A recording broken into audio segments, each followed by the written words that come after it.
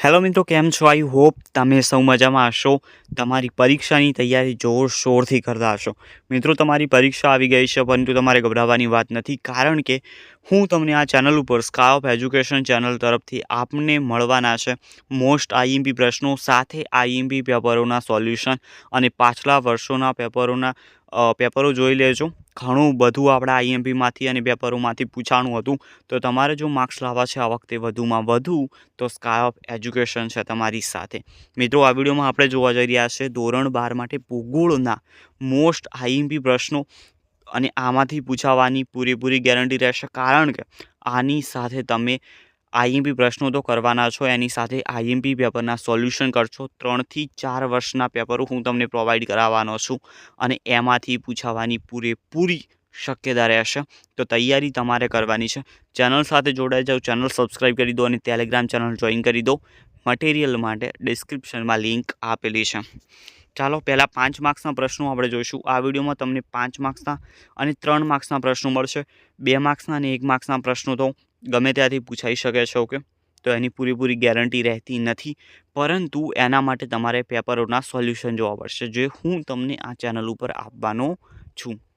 તો પહેલો પ્રશ્ન છે, વસ્તી ગીચતા ઉપર અસર કરતા પરિબળો જણાવવાના છે. ભૌગોલિક અને આર્થિક પરિબળો માર્ચ 2018 અને માર્ચ 2019ની પરીક્ષામાં પૂછાઈ ગયેલા છે બોર્ડ એક્ઝામમાં. ઓકે, ખેતી તથા તેને આનુષંગિક જે આધારિત આનુષંગિક પ્રવૃત્તિઓ હોય છે, ખેતી આધારિત, તો એ જણાવવાનું છે. માનવીની તૃતીય પ્રવૃત્તિઓમાં સેવાના મુખ્ય વિભાગો જણાવવાના છે, જેનું આપણે અલર્ટ આપીએ છીએ, પૂછાવાની શક્યતા આ વખતે રહેશે.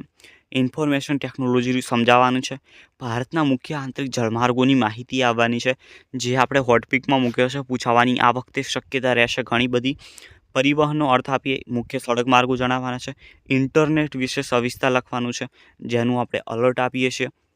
ગ્રામીણ માનવ વસાહત પ્રણાલી વિશે સવિસ્તર તમારે ઉત્તર લખવાનો છે. ઓકે, સંસાધન એટલે શું અને એના પ્રકારો જણાવવાના છે, જે આપણે હોટપિકમાં મૂક્યું છે. પૂછાવાની શક્યતા આ વખતે થોડી ઊંચી રહેવાની છે. ખનિજ તેલ અને કુદરતી વાયુ સંબંધિત સમસ્યાઓ અને તેના પ્રકાર વર્ણવવાના છે, જે આપણે અલર્ટ આપીએ છીએ, પૂછાવાની શક્યતા આ વખતે રહેશે. તૈયારી મિત્રો રાખવાની છે તમારે પ્રશ્નોની.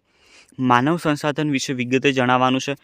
ગરીબીનો અર્થ સમજાવી તે દૂર કરવાના ઉપાયો જણાવવાના છે. ઘન કચરાની સમસ્યા અને તે દૂર કરવાના ઉપાયો, જે આપણે અલર્ટ આપીએ છીએ, હોટપિકમાં મૂક્યો છે.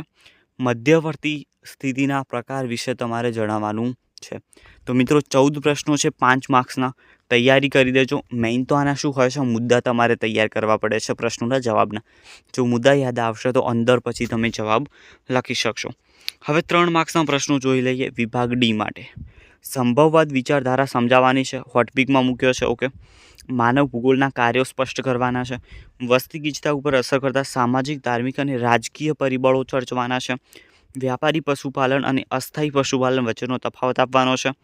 ઉદ્યોગોનું વર્ગીકરણ આપી ગૃહ ઉદ્યોગની સમજ, જેનું અલર્ટ આપીએ છીએ આપણે.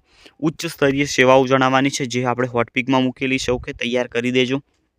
પરિવહન સંબંધિત સમસ્યાઓના ઉપાયો જણાવવાનો છે, જેનું પણ અલર્ટ આપીએ છીએ.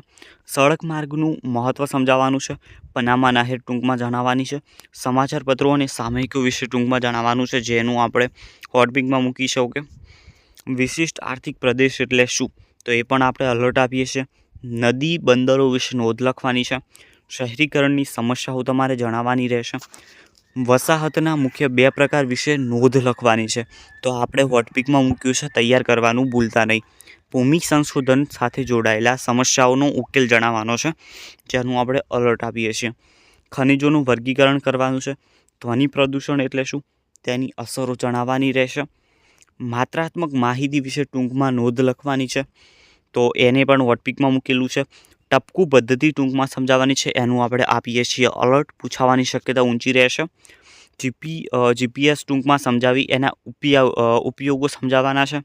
જીઆઈએસનો પરિચય આપવાનો છે, જે આપણે હોટપિકમાં મૂકેલું છે. ઓકે, તો બસ આટલા જ છે 3 માર્ક્સના જે પ્રશ્નો છે. 21 પ્રશ્નો છે, તમારે તૈયારી કરી દેવાના છે. તો 5 માર્ક્સના અને 3 માર્ક્સના મોસ્ટ આઈએમપી પ્રશ્નો મેં તમને આપી દીધા છે. આની સાથે તમારે 3 થી 4 વર્ષના પાછલા વર્ષના પેપરના સોલ્યુશન ભૂગોળના હું તમને આપવાનો છું, તો એના માટે તૈયાર રહેજો. તૈયારી ફૂલ તમારે કરવાની છે, માર્ક્સ પૂરેપૂરા આવશે આ વખતની પરીક્ષામાં. ચેનલ સાથે જોડાઈ જાઓ, ચેનલ સબસ્ક્રાઈબ કરી દો, વિડીયો લાઇક કરી દો અને ટેલિગ્રામ જોઈન કરી દો. મળીશું નવા વિડીયોમાં. ત્યાં સુધી વાંચતા રહો.